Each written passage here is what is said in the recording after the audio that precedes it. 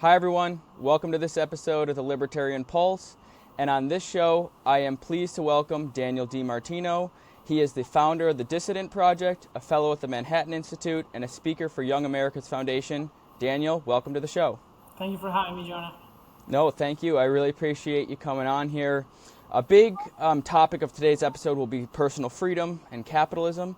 And so your story is extremely inspiring. You immigrated over from Venezuela. How about you talk to us a little bit about that and what the conditions of living under a socialist dictatorship was like?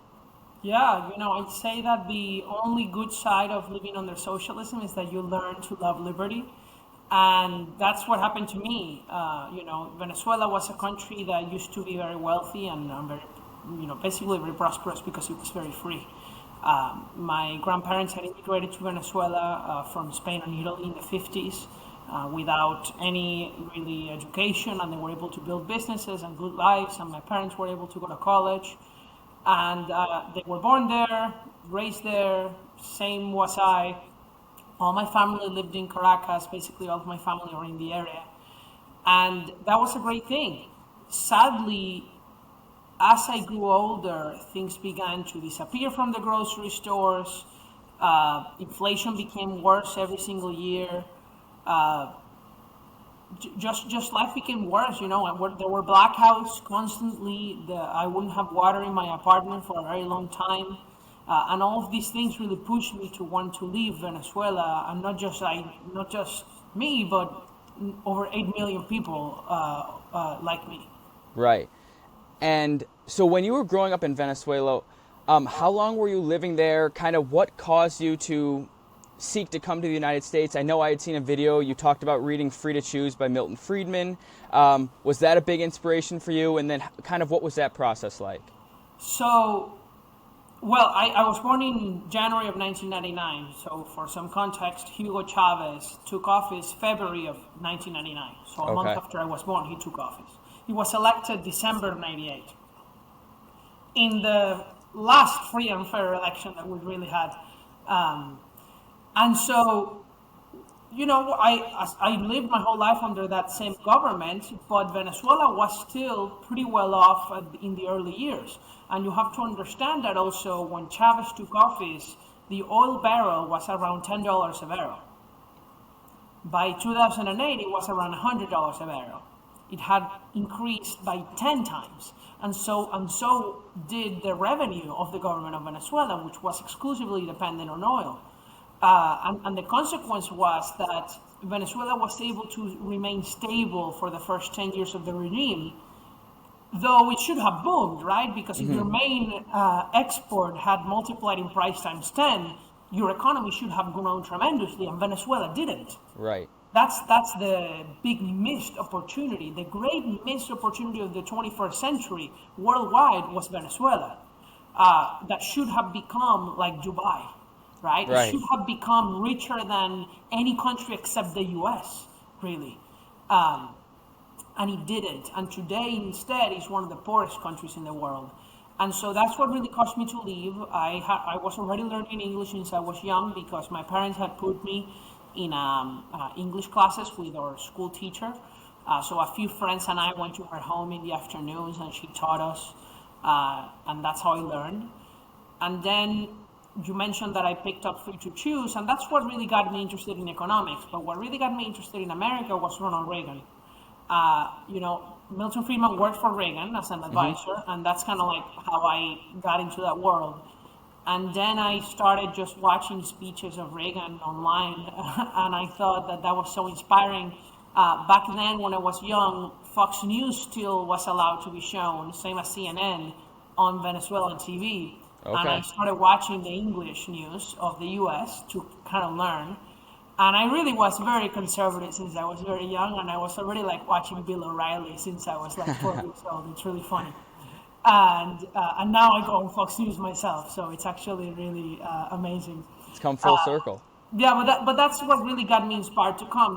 For me, the America that I imagined since I was young was that place that was a refuge for all people around the world who sought freedom and were willing to work hard for it. Absolutely. And so you kind of touched on the downfall of Venezuela. Do you attribute that totally to the socialist way of government, the Chavez presidency? Was it too much government intervention? Can you pinpoint a couple of things that really sparked the downturn? Yeah, I mean, a lot of people will tell you, well, Daniel, this is just a classic case of authoritarian governments destroying a country. But that's not really true at all. It's exclusively about the socialist policies. It's not even about the lack of democracy. And that is very important for people to understand because they want to have this very peaceful, flowery notion of the world where, oh, you just had a bad guy who ruined your country. That's so sad. But all dictatorships are equal. You know, we need to fight for democracy. And look, I support democracy. I'm not for dictatorship, but there are plenty of dictatorships where people are not starving to death, okay? Right. And where there aren't millions of refugees escaping their countries. Dubai Right. among them, right? The United Arab Emirates. Now, I don't want to live in an Islamic dictatorship, but it is a fact that people are not starving to death there.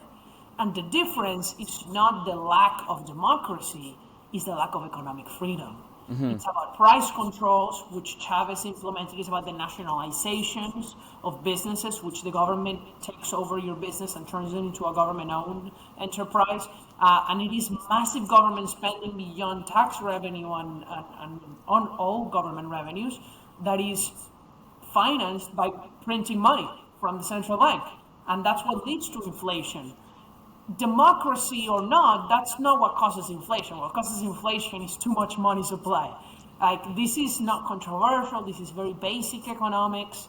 And that's what I really try to get across in the US when I speak, because there are plenty of NGOs who promote this idea that what Venezuela needs is democracy. When, you know, you can have a scenario where Venezuela or many other countries become democratic and they're still poor and sad, like Russia, right? Russia after the USSR fell, or Ukraine.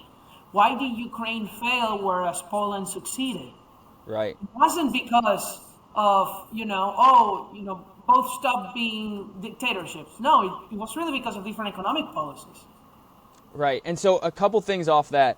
You kind of talked about democracy, right? Like, Hitler was elected through democracy. That didn't work out so well. So there's a difference between democracy and like true free market capitalism that make a ginormous difference. And a couple of things that you talked about as well, price controls. You know, through this last election cycle in the United States, we had candidates talking a lot about price controls or price gouging, however you want to say it, or cracking down on price gouging, I should say. So like, from your perspective, do you think conservatives or Republicans or libertarians' cry for the left in the United States being too socialist is fair, or do you think that it's blown out of proportion? I mean, because you've lived in a true socialist dictatorship. Do you think that when the Republicans cry socialism to the Democrats, that that's a fair argument? I think in some cases it is, and in some cases it isn't. And I also think plenty of Republicans believe in pretty left-wing ideas that I think are problematic, and increasingly so. And so think about what is the biggest threat to the U.S. economy. It is the massive size of government. And I agree. Neither party is willing to tackle that the reason for the massive size of government is the entitlement programs. It is not the Department of Transportation or the Department of Education. Now, as much as I would love to get rid, and I support getting rid of the Department of Transportation and Education, if we get rid of everything in the federal government but the military and Medicare and Social Security, you would still have a budget deficit. So imagine how big the deficit is and how much it is driven by Medicare and Social Security. To which the left will say, well, it's all about the military, but also if you also got rid of the military, it wouldn't be enough if you kept everything else. So, and the military actually keeps falling as a share of the economy too, every year. So I'm for an all-of-the-above approach of cutting government spending. I also think revenue isn't being collected in the most efficient way possible that would maximize growth and therefore grow the economy and improve things. And I also think there's too much regulation in places where there shouldn't be any, and that's the fault of both states and the federal government. I think the states have a lot to do I mean, all the occupational licensing is state-based. It's not the feds. A lot of the education regulations are states and local governments, and so these are the things that I really am concerned about. On the left today, I feel like, if you think about the proposals of any Democrat, it's just throwing more money at the problem. There's a housing affordability crisis. So what does Kamala Harris propose? $25,000 for your first home, which Right. is going to increase the price of homes even further. And where's that money coming from? And also, Right. why should people who are lower income, who are not buying homes, pay for somebody else to buy a home? How is that even fair?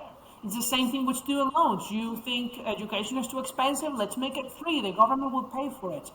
And on the Republican side, we have, I think,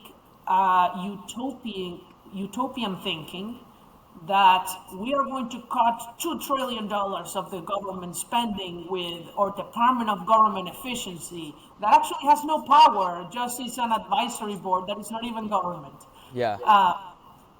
It's... I that's understand. my- So are you optimistic then with the kind of idea that maybe some sort of cutting in government spending can happen in the next 4 years under the next Trump administration? Are you optimistic in, the Doge department? I mean, I like it.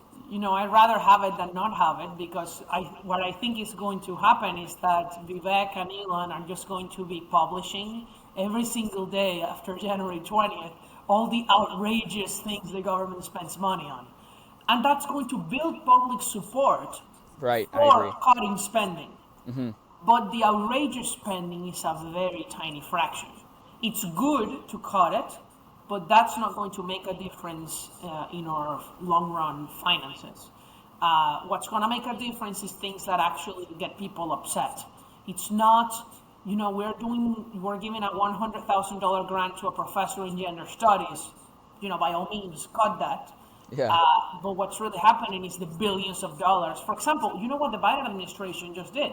They just expanded Medicare coverage for weight loss drugs. Yep, I saw that Which, today. by the way, is prohibited by the law to cover weight loss drugs, because they're not calling it weight loss, they're calling it anti-obesity. That's different.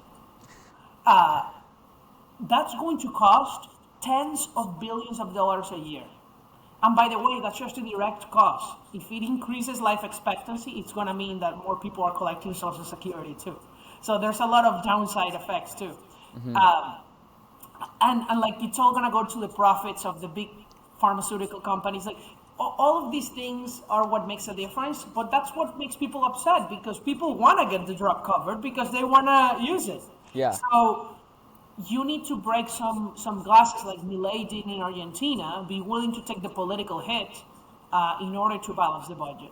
Right. So I agree completely with you. I think that it's important that the Doge efficiency department is bringing awareness to the outrageous spending that our government is doing. But from your stance, if you were the president, you were going in there, how would you get this done? Where would you start? Where would you start the cuts? Where would I start the cuts? Well, I would start reversing every single executive action that Biden did that increased spending. So everything related to student loans, cut. We need to reverse everything. Ideally, we need to fully privatize student loans and get out of the business, but that needs legislation. But we need to reverse the income-driven repayment plans of Biden. That's going to cost hundreds of billions over 10 years. We need to stall all spending that's been authorized but not spent yet under the Inflation Reduction Act and the Infrastructure Bill. We need to just completely stop it by executive action on day one, and then have Republicans in Congress rescind deauthorized spending. That can be done, and it's politically doable. So that's step number one, the first thing that needs to be done. It's the easiest because it hasn't been spent. One of these programs that hasn't been spent is the whole connectivity thing, right? The broadband, it's a $40 billion program that started 2 years ago, and they haven't done the first job yet of connecting one house to internet. Yeah. It's funny because their own inefficiency, it's what's going to allow the next administration to stop it. Another of these programs is the electric charging stations in Yeah, the highways. EV stations. Yep. They only built one, so all the money is still unspent. You can't rescind that. So all of that is a good job. And the next step is on the next federal budget, which is probably going to be at the end of the year because this fiscal year runs until October. And so the budget is already done. And what Republicans will need to do is get rid of many things. For example, get rid of earned marks. Why did they bring back earned marks? That's a little bit, but it's something, it's symbolic. And we need to start thinking about block granting and reducing Medicaid, all these transfers to the states for food stamps, all these welfare programs. If it was up to me, I would put all that money that goes to the states together, block granted in the same grant, and tell the states, do whatever you want. This is going to grow with the population rate and inflation, and that's it, of your respective state. And then you have to tackle Social Security and Medicare. And you can really do that by only touching the rich. You don't really have to hurt the poor to reform Social Security and Medicare. You can, for example, you don't even need to increase the retirement age, but you can do things like we're going to reduce the growth of benefits for higher income taxpayers. We're going to allow people on Medicare to receive part of it as money, as cash, and buy their own private health insurance, not Medicare. So all of these innovative ideas, that's what I would focus on. But that needs legislation. Okay, awesome. Yeah, I mean, I agree with pretty much all that. That is my biggest concern is just the federal debt. We're spending at an alarming rate. I don't even think people really understand it. That's why, like you kind of touched on, I'm so encouraged just about bringing the craziness of our spending into the mainstream. But I will ask you this. You know, Trump ran the national debt up by, I think it was like $6 or $7 trillion. Why would you believe him this time around that he's going to change course and actually make some cuts? And I mean, let's be real. He's not going to start running a crazy surplus and be able to cancel out the debt in 4 years. But at bare minimum, balancing the budget, what makes you think that he can or can't do that given his track record? Well, I don't think the budget is going to be balanced in 4 years. Or even making a dent in that, even attempting to. Yeah, I don't think they're going to do it. I mean, you're asking me what I think is going to happen. Whether it's possible, it's certainly possible. I just don't think they will. But, you know, you mentioned Trump expanded it by this much. Half of that was the pandemic 2020. And it's true that the CARES Act and the stimulus checks were excessive. The CARES Act was excessive, and everything that came after was unnecessary. Completely unnecessary. Yeah. But the CARES Act itself was also excessive, even if some of it was justified. And so I wouldn't blame that much of the deficit on Trump, really. This was fully bipartisan. This was passed almost unanimously by Congress. And so it's not okay to blame the president, I would say. I think that we need other levers also to reduce the debt, right?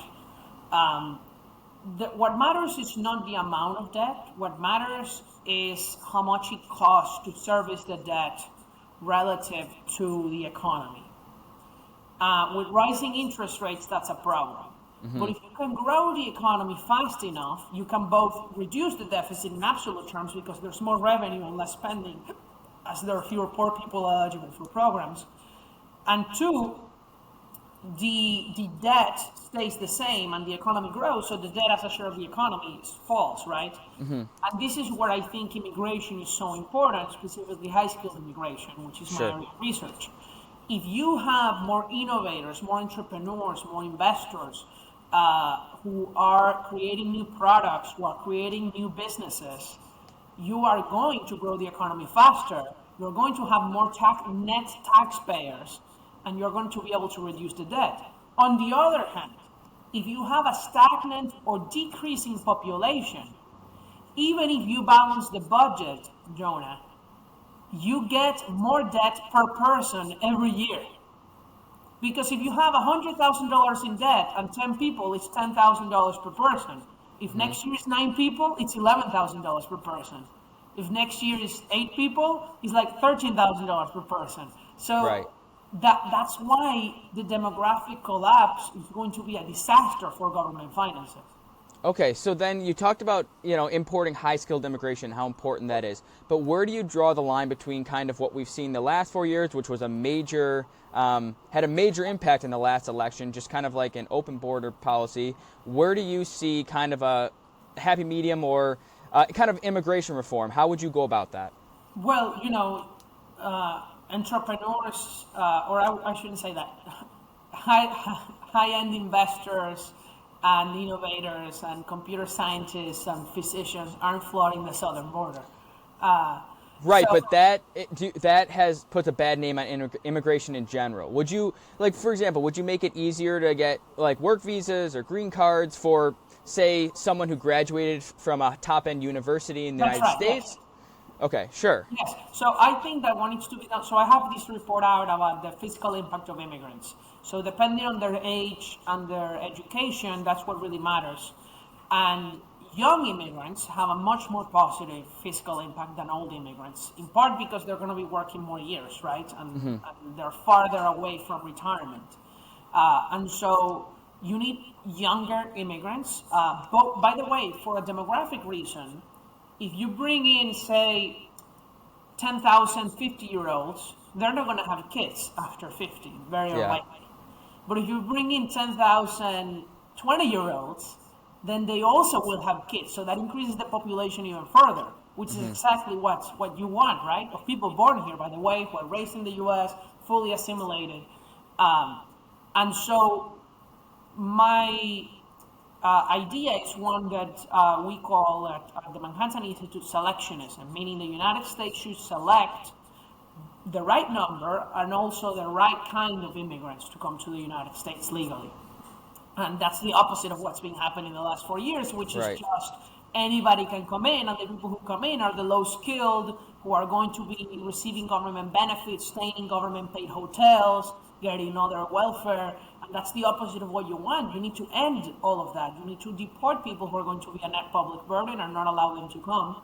And then you need to allow a lot more investors. For example, the US has an investor's visa, the EB-5, and it's limited in numbers to 9,900 people a year, less than 10,000.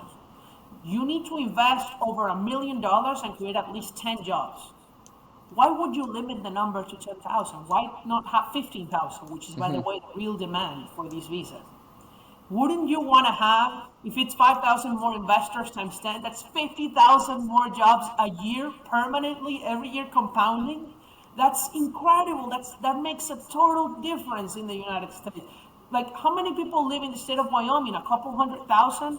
You can employ a quarter of Wyoming every single year with expanding investors' visas. If you bring in more physicians to so many of the rural areas where there are no primary care providers, how many American lives will you save? These are the kinds of things that a rational immigration, selectionist immigration policy would do. Bring in more doctors, bring in more highly skilled immigrants who are entrepreneurial, who bring money, who are young. Right now, the U.S. allows any American to sponsor their foreign parents, and that is about 150,000 people a year who come. All of them are at least in their mid-50s. Most of them are in their 60s. They're going to work for 10 years and then they're going to collect Social Security and Medicare.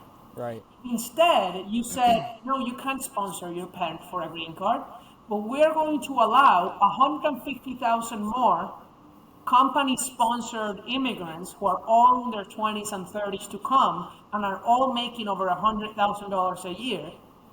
That's going to make a huge difference for the federal budget, for society too, because these people are going to have children, they assimilate better because they all speak English, right? Right.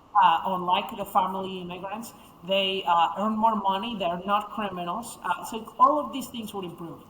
Right. I love that. I've never heard of some of those ideas, but I love the idea of that. But what do you say to like people on the left or the compassionate Democrats that say, well, an immigrant's an immigrant. They're just trying to get over here and create a better life for themselves. Why should one person get special treatment? How do you respond to something like that? I mean, obviously, I don't think immigrants are bad. I'm an immigrant too, and I think that nobody, even the people crossing illegally, I mean, except the violent criminals, right? And the thugs, those people, but that's a minority. Most of the illegal immigrants just want a better life. Yeah. The question is at what cost and who's going to pay for that, right?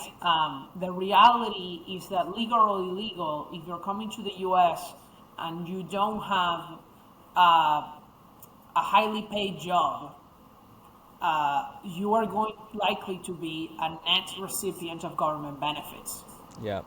So should American taxpayers have to bear the burden of lifting from poverty anybody around the world who wishes to show up at the southern border?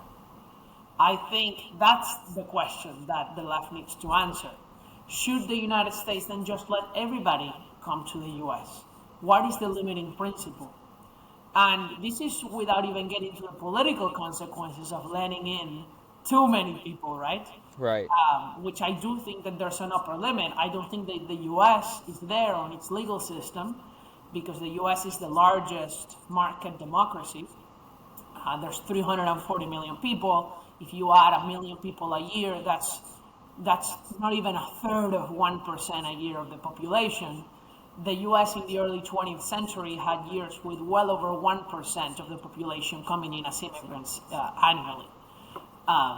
But with the illegal immigration we've seen in the last 4 years, we're actually there, over 1% of the population coming in annually because of illegal immigration. That's not really okay. I mean, we have a system where if you are born in India and you're a Nobel Prize winner, you cannot obtain a green card. But if you show up at the southern border, you can come here, get a free hotel room, they let you in, get a work permit, and live your life. That's not okay. Right, I agree completely. And I think, when you're talking about this, we talked about Milton Friedman earlier. I remember watching a video, and he kind of talks about, I don't know, have you seen the clip where he says, it's always amazed me, because, we used to have free immigration but no welfare system, and then it creates, kind of anger amongst native-born citizens when they think that their tax dollars are going to pay for illegal immigrants. But what you're saying is that if we're bringing in people who are investors and entrepreneurs and tech workers and software engineers, they're actually helping the economy way more. That's right. Well, and not only that, they help. So there's this issue with a lot of people talk about the wage impact of immigrants, right? And on the long run, what really happens is there are relative wage impacts, meaning if there's a ton more crop farmers, they're not going to reduce the wages of physicians because a crop farmer will never become a physician, right? What are the likelihood that he will go to med school and then become a physician? Yeah. Probably nearly zero for an adult crop farmer. Yeah. And so there is no one labor market in any country or the world. There are many labor markets that are in many cases totally separate from each other. But they do connect in a way. If you have more crop farmers, right, people who are picking crops in agriculture, they're going to need doctors. They're going to need houses. They're going to need haircuts. So they're going to increase demand for other services while increasing supply for their industry. And so you're going to have a change in the relative wages, meaning the relative wages of farmers are going to fall, while the relative wages of doctors and, say, construction workers are going to increase. What happens if instead you expand highly skilled immigration to the US? You're going to have more doctors, more engineers. You're going to have more, say, financial analysts, more college professors. You're going to have more investors. That's going to reduce the relative wage of those professions and increase the relative wage of low-skilled occupations. So that's going to mean that all these doctors and engineers, they're going to need houses, right, from construction works. They're going to need food from the farmers. They're going to need haircuts from the hair salons. And therefore, the price of those services is going to go up, and that's going to benefit the low-income Americans. Right. So we're going to lift many of those people out of poverty. And this is without even getting to the innovation effects, right? While a farm worker is not going to patent a new product, a physician or an engineer might. They might be the next Elon Musk, right? The impact of Elon Musk isn't just about taxes, even though it's in the billions, right? The most important taxpayer of the country. But it's also about SpaceX and Tesla and all of these things. Elon Musk himself came to America as a student visa and then as an H-1B visa holder. Absolutely. I think that's a great like kind of mindset shift on how you should think about immigration, because I don't know if it's like a culture war thing, and I don't even know if you'd agree with this if this is just my perspective, but I feel like on the left it's like immigration's great no matter what kind. Where on the right it's like it's kind of become demonized a little bit, and people are like kind of scared of immigration. But in reality, if you operate it in the way that you're talking about, the benefits far outweigh any costs. Well, the Manhattan Institute did a poll during the Republican primary season in the key states of Iowa, New Hampshire, South Carolina, Nevada, of Republican likely primary voters. And we asked them about their opinions on legal immigration, not just illegal immigration, but legal immigration. And they said that the most important part of when choosing to admit an immigrant to the U.S. should be that they do not rely on government services. That is the most important part. Then that they assimilate, learn English, all of these things. That's what they want. And they're actually in favor of increasing legal immigration for highly skilled immigrants, Okay. but not for anyone else.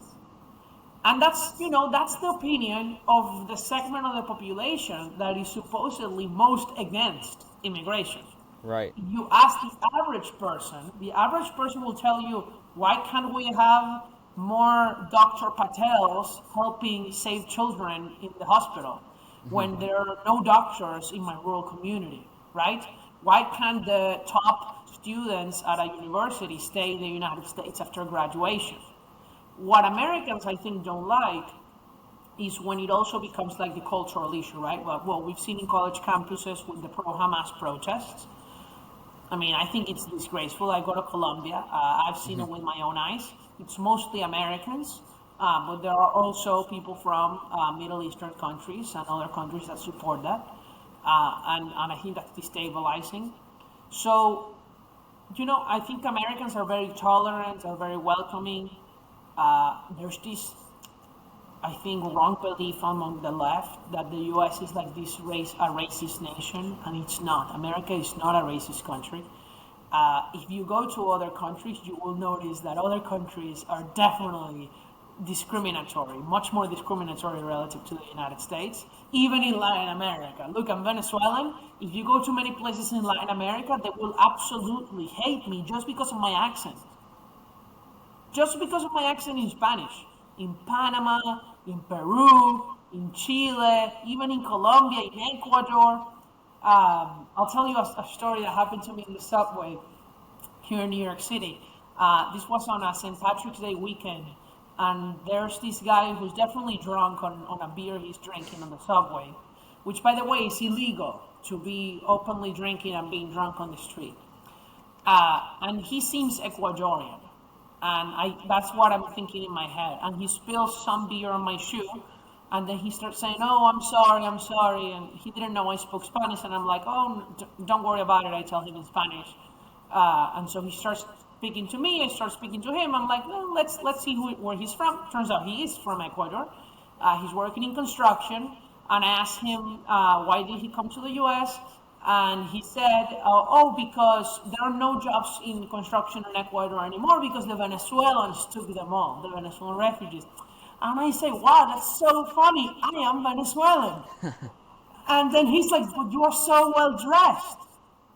So I was too well dressed to be Venezuelan.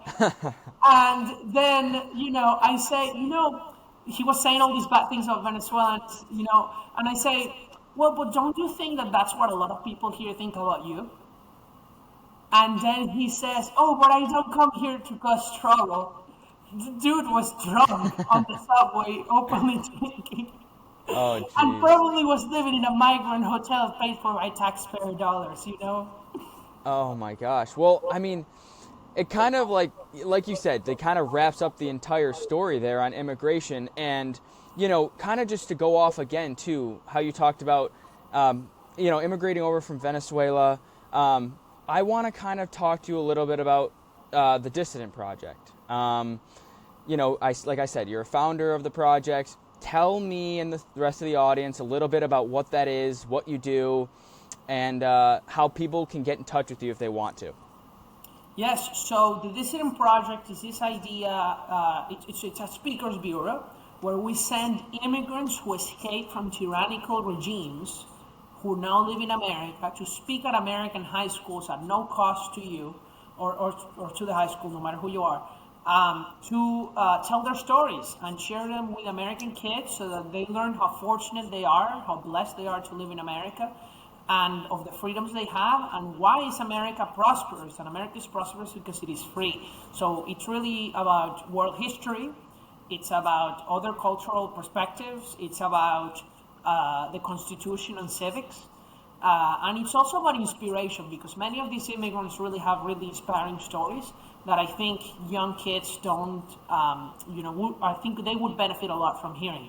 We have people from North Korea, from China, from Russia, from Iran, from Venezuela, Cuba, Zimbabwe, Eritrea, Hong Kong. And, imagine you have a kid who is in middle school or high school hearing from somebody who escaped from North Korea, which is perhaps the most oppressive regime in world history. And it's something that's happening in the present. These stories are not stories of the past. These are stories that are happening right now to millions of people.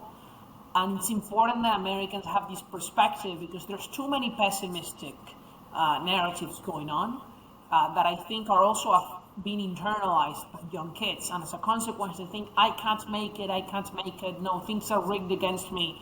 And then you see this North Korean girl who lost everything and still is succeeding and doing well in the United States by herself.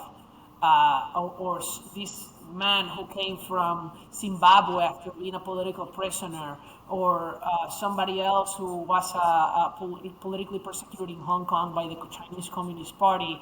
And you think, actually, I can make it. And actually, America is great.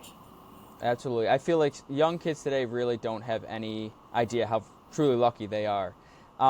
So I'm going to attach a link to the Dissident Project. Is that how people should reach out? You can email you off the site? You just go to dissidentproject.org and you can book a speaker to your school.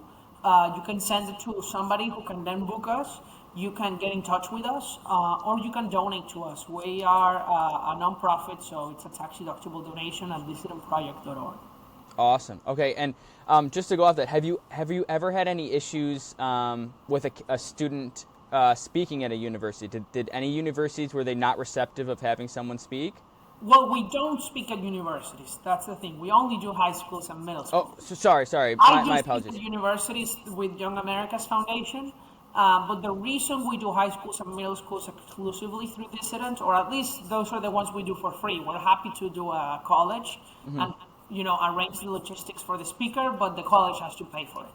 Gotcha. The reason is you really have a captive audience in the high school, and a lot of kids that just wouldn't otherwise be interested in are now able to be exposed to this message before they're a captive audience of college orientation, where they're indoctrinated against America. And I know this very well because I came to college in America and I saw that firsthand in a public university in a red state, in Indiana, where students are made to do walks of privilege, talk about pronouns. They are told that America is a racist country. Everything is about race. There's this insane American obsession on the left with race. That was very foreign to me. And so I think that it's important to get this Dissident Project perspective to kids before they go to college. I love that. But my apologies. I knew you said high school and middle school. But have you ever come across a school that wasn't so receptive to having someone come speak? Well, not really, because if they're not receptive, they just won't invite us. Right. Okay. And we have 12 speakers. We've so far gone to about 150 high schools and middle schools around the country in 2 years. That's awesome. So we've done a lot. We plan to do much more. Every week we have a speaking engagement somewhere in the country. And, you know, the thing with high schools is that it's not the same as colleges, right? In a college, usually you can get invited by a student group and then you go. In college, in high school, because they're minors, right? You need to have approval of the administration. It's much Right. more arduous. But yeah, that makes sense. And my point was kind of like I didn't know if maybe a teacher or a faculty member had reached out, and then Yeah. it got up to the higher administrations, and they were like, no. That happens all the time.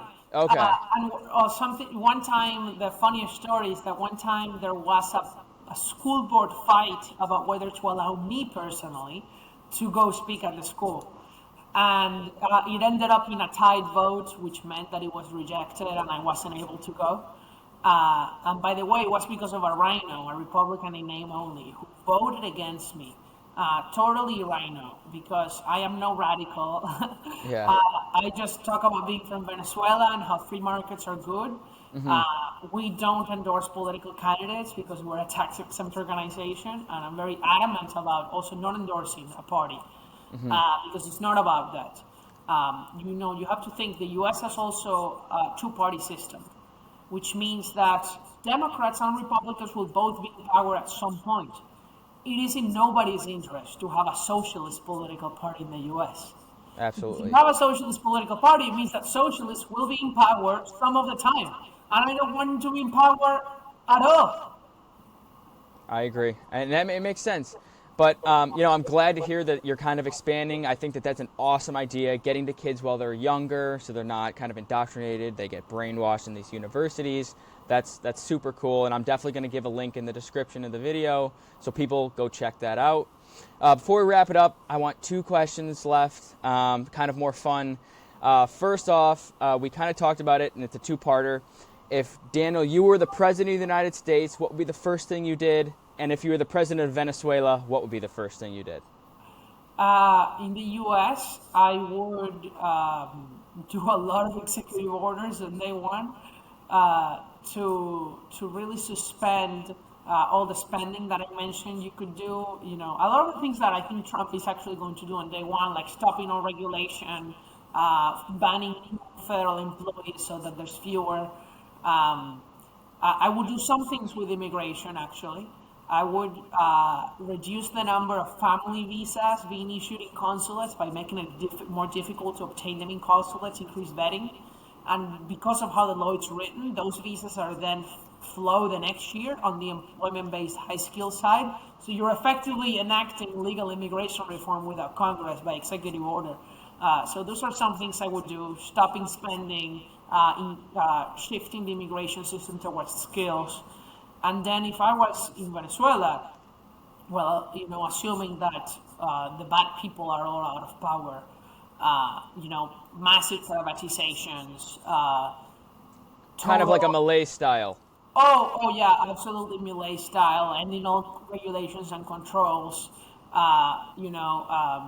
Probably a lot of justice for the people who destroy Venezuela, and really seeking foreign help, because Venezuela would need a lot of foreign help to get order restored and do some investments and humanitarian aid into the country. So that really needs to be day one priority, right? Allowing IMF, World Bank, the US, the EU, Latin American countries to send in aid and save people from starvation.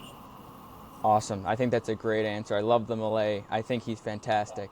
And then last question before we wrap it up here. Can you give me 3 book recommendations that you think would be great reads for maybe people listening in? Yeah, obviously Free to Choose, which is the book that really opened my mind. I would tell you, let me see, I have my bookshelf right here. Something else that I think would be very useful, Markets and Minorities is very good by Thomas Sowell, I'll tell you. And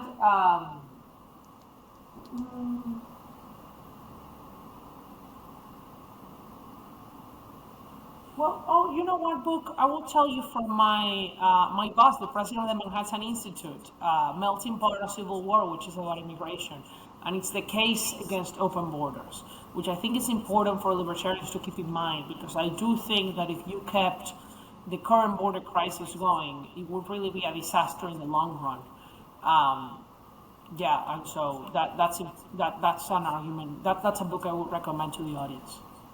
Awesome, I love it. Daniel, thank you so much for coming on the episode. This was fantastic. Your story is amazing. I really appreciate it, and again, thanks so much. Thank you.